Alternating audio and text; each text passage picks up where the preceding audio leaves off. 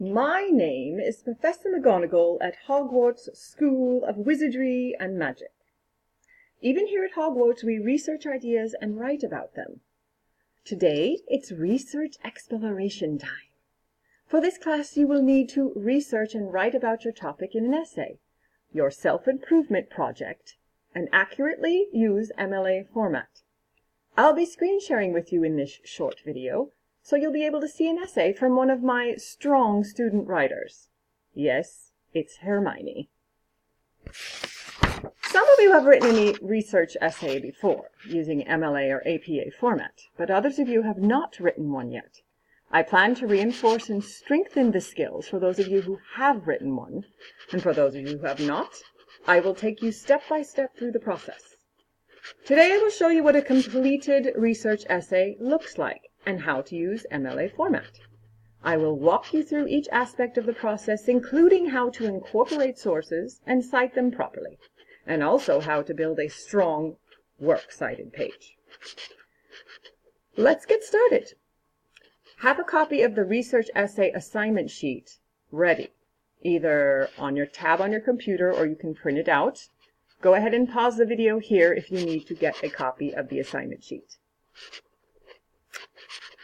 As you can see from the assignment sheet, the outline is the first element. It will start the research essay. There is a section in your handout for how to build an outline, but here are the main components. As you see here on the screen for the essay, it has Roman numerals 1, 2, 3 as we see here, but you will do subcategories for A and B as needed. If you need 2 categories, you will put them under number 2, number 1, wherever you think you need to break up the initial component, which is the Roman numeral number 1, 2, 3. If you need to break them up, you use A and B. Don't ever just put an A. If you can't break it up, just put that information back in the number 2. You need to break it up into at least 2 parts in order to break it up. So this is what a good complete outline looks like. If you notice, it is not just a phrase like introduction or body. It is complete sentences that you need here. And that goes for the A's and B's as well. Now you can do a C or a D as needed. You can even do little 1s and 2s, but I don't think you're going to get that detailed here. We're just going to stick to the basics. All right, so that's going to start your paper. If you notice here, she's on page 3 by now. Now the page numbers need to be at the top only, last name and the page number. The bottom number is not needed, so I would ask you to delete that. All right, so last name, your last name, and the page number at the top. Now you remember how to create that. I have taught you this before. It is in the header function in your Word program. Then you're going to have the title of the paper. Notice that you do not repeat your information with your name, date, the class. None of that is necessary after the first page. Okay? So now we're just going to have the title, and she has a very clever, interesting title, The Synergy of Food and People. All right. So we're going to now transition to the body of the essay. And I would like you to see that this is where you're going to organize your own ideas. This is your own text. But you will also need to be incorporating your sources. You're going to need to cite those sources and incorporate them well. All right, so we're going to look, I have highlighted in blue the places where you have cited a source. This is called an in-text citation. You should remember this as well from our discussions previously. You will have to cite each of the times that you have used information from a source. Now, looking in this document, you see she has not used any quoted material. Now, don't call Professor Dumbledore just yet. She has not broken a rule. She has not directly quoted this source. She has paraphrased it. She has put it into her own words. She still needs to cite the source, but she is allowed to not use quotation marks if she uses her own words. So this source you see here called 11 Facts About American Eating Habits should appear on her works cited page under E. We alphabetize our works cited page, so you will see it under E on the works cited page. Hopefully it will be there, and hopefully it will be alphabetized there. Why isn't it the last name of a person? Normally you see the last name of a person here plus a page number. Well, it's because it does not have an author. We do not put anonymous. We simply cite the title. All right? So let's hope that we see that on her works cited page. We're going to scroll down quickly. Now, this is a multi-page paper as per the objectives of the course. So you must have a multi-page paper as well. But we're just going to scroll down and look, lo and behold. There it is right there, 11 facts about American eating habits. Alphabetized, it looks like there's a B, and an E, and an E, and an F, and so on. She knows her alphabet. Hermione should. So, we have done well here. We know that that quote, or it wasn't a quote, that paraphrase came from this source. All right? So that is how I am going to grade your paper. I am first going to look and make sure that you have done just that. You cite your sources properly, and that I may easily connect them to your information, whether it's quoted or paraphrased. So do not do that works cited page poorly. It is going to connect to those sources. All right, let's look for her next. This is her speaking about what she planned to do for her 30-day project. She did a nice job discussing what her plans were.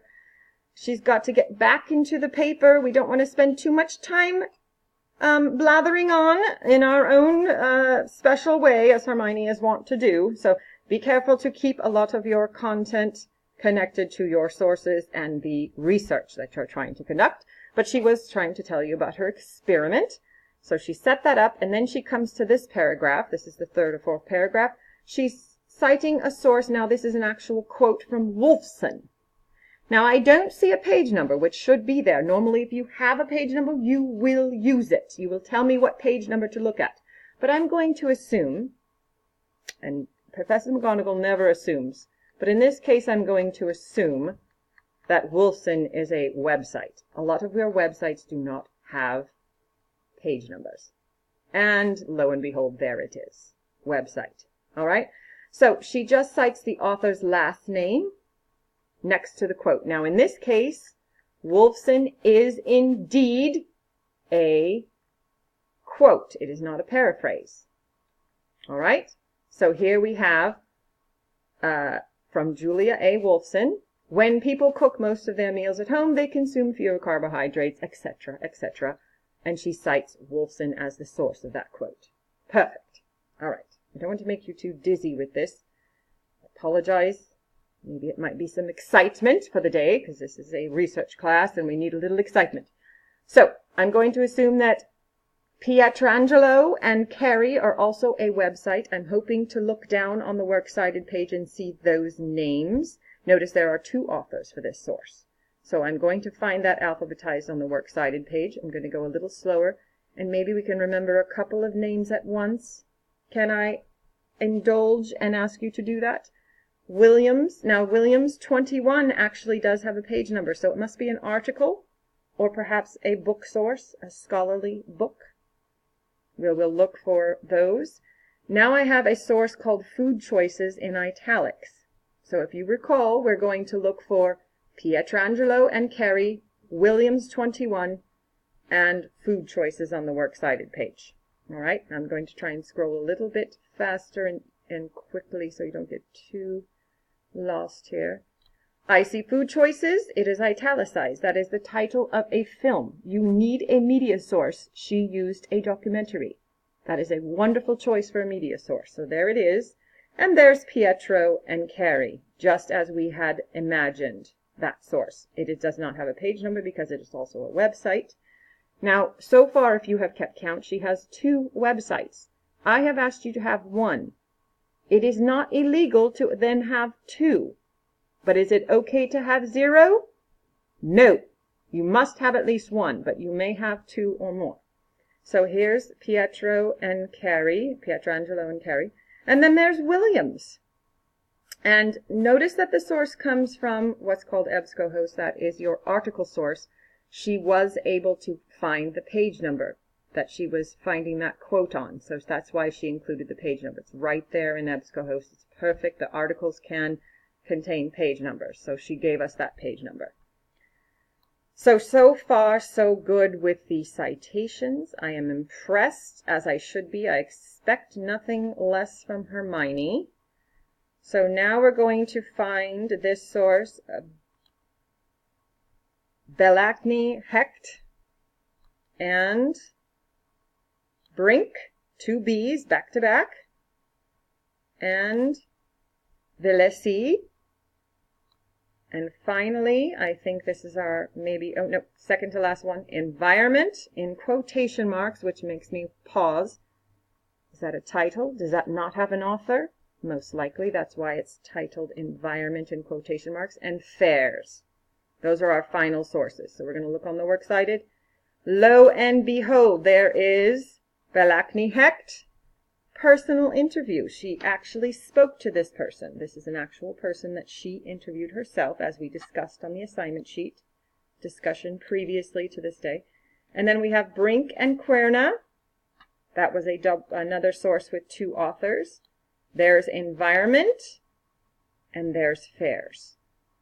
These are websites or articles, depending on where they have found them. As you notice, that you have to cite the EBSCOhost as a website, but that is where the article came from. It's electronic. That is absolutely acceptable to do. Get your articles off EBSCOhost, which is on our library website. And there you have it.